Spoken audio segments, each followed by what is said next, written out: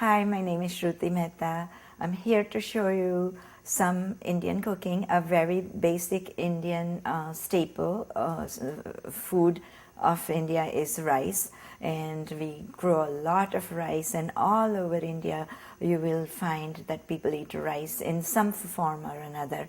It's typically every day it's just plain boiled rice, but when we have company or special occasions we have different kinds of rice that we cook, like we just flavor it with spices or add vegetables and meat and make special rices. They are called pulao in some cases, and it came from Persia when the Mughals came to India and brought a lot of their preparations and introduced Indians to cook rice in many different ways. Today we are going to make what's called Jeera rice, and Jeera just means cumin, so rice flavored with cumin is what we're going to make. It's a simple preparation but very flavorful. We are going to use basmati rice for this preparation, and that's the rice that's grown in India, and it looks just like long grain, but it has a nice distinct flavor. And also this rice is better when it's aged. And so like in India, we would buy this rice this year and use it next year, and we let it sit. And every year we buy new rice, but let it age for a year. And it comes out longer and more flavorful by aging it. Anything you buy from an Indian store, you always want to pick through that. You spread it on a plate, and you always want to spread it around to see if you find any rocks or anything that is not familiar.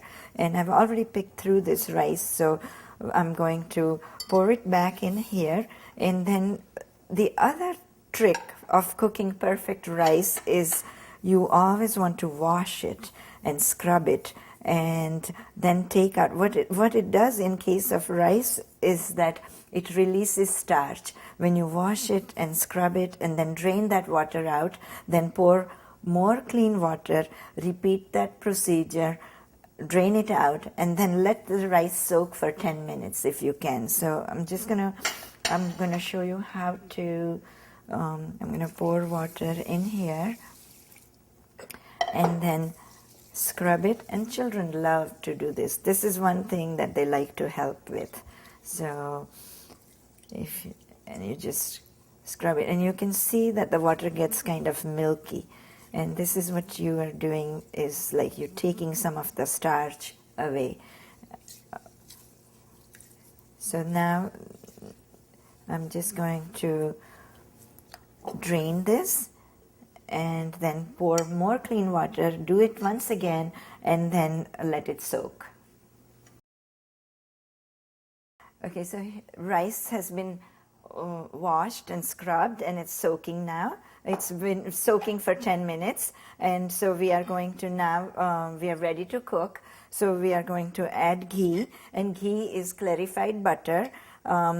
It's just, if you are going to substitute ghee, you don't want to substitute it with butter. You can use olive oil or sunflower oil or coconut oil, any other kind of oil, but no butter, because butter burns your spices and it burns too quickly. And the reason people use clarified butter is because it can burn at very high temperatures, and it can keep up to 2 years in your regular at room temperature. So that's the advantage. Also the flavor changes a little bit. It's made from butter.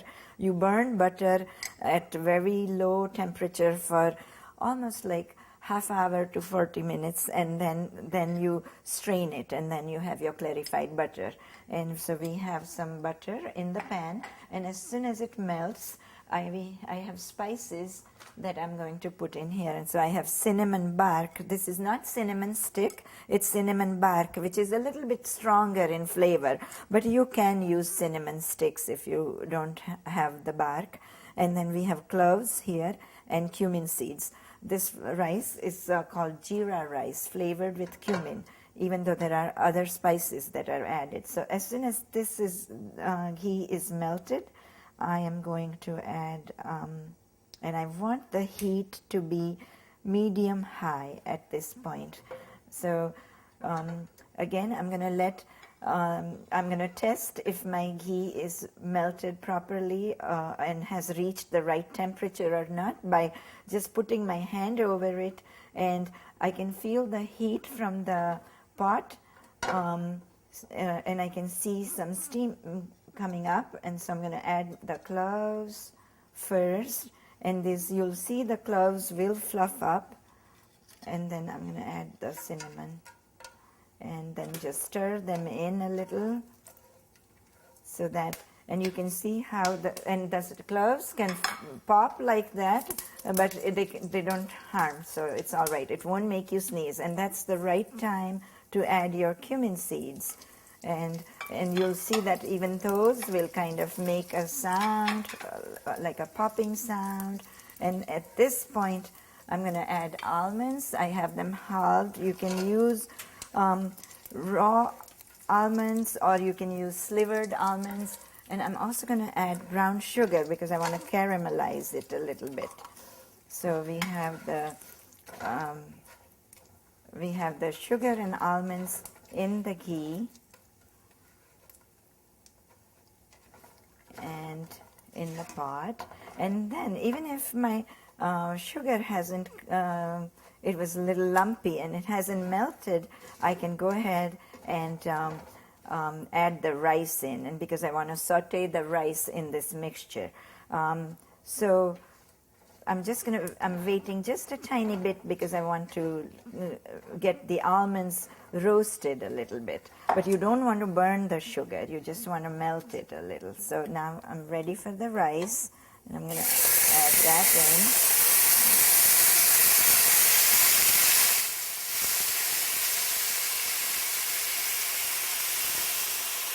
And now I'm going to reduce the heat to low because I want to saute my rice so that it can get, and I have to add one more spice to this. So let me get all the rice in, and then we'll add a spice called garam masala.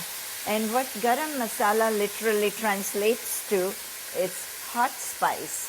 Even though the spice is not really hot, but it's a mixture of cardamom, cinnamon, cloves, fennel, and it looks like this. It's a brown spice, but it's very flavorful, and it just adds a nice flavor to this rice. What this does right now, it is absorbing every spice that we have added. Each grain will absorb it, and so that's the reason to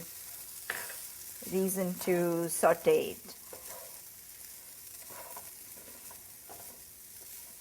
So you want to stir this constantly because you don't want to burn your rice, and so it should go, and then when there is no water left, that's when you add the water. So we're going to add the water now. All the spices are in, and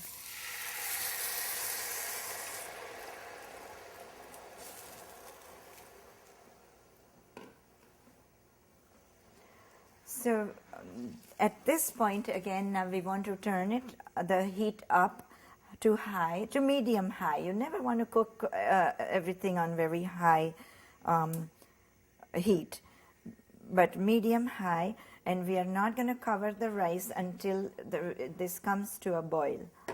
Secret of cooking a perfect rice is that you don't stir it too much. When you stir it a lot, it makes it starchy and it starts lumping together. So you really want to mix it up in the beginning, and then once you add the water, you just leave it alone, basically.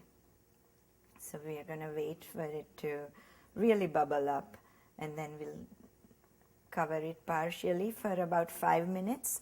And then when you'll see the rice kind of comes up to the surface, that's when we can cover it completely and let it cook on a very low flame. This should take about 7 more minutes to cook, and then we should be done. So you can see that the rice is now come up on the top, and so the reason to not cover it before is that the water can just rise and spill out, and so now it's okay to go ahead and cover it partially. It is not completely, all the rice is not up here, so you don't want to completely cover it because it still has the potential to rise and spill over. So we are just going to let some steam escape and we'll cover it partially.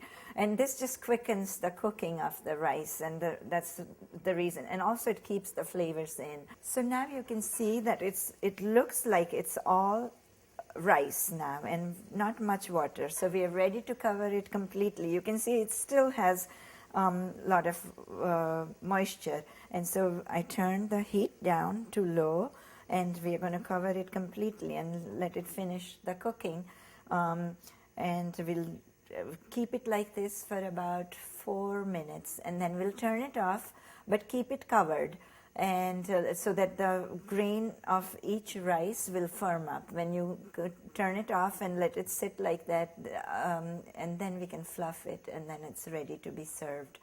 This rice can also be frozen, and it freezes really well. You just need to let it thaw, and then you want to, when you're ready to eat, you can microwave it, and it comes out actually quite nice and fluffy. So that's one advantage of making rice like this.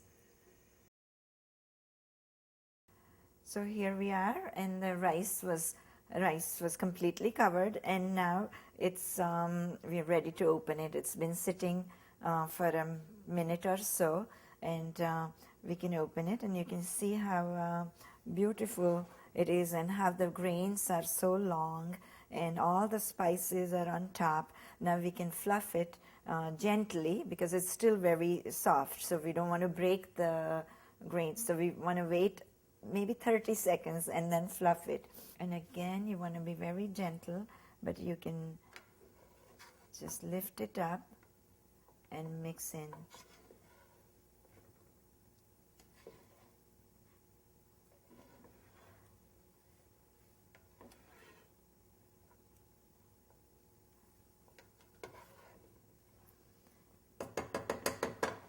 And it's ready. So enjoy. You always you can eat this rice plain, or you can use it as an accompaniment to any meal, or you can, if you have a curry, you just pour that, you serve the rice and pour the curry on top, and that's your curry rice.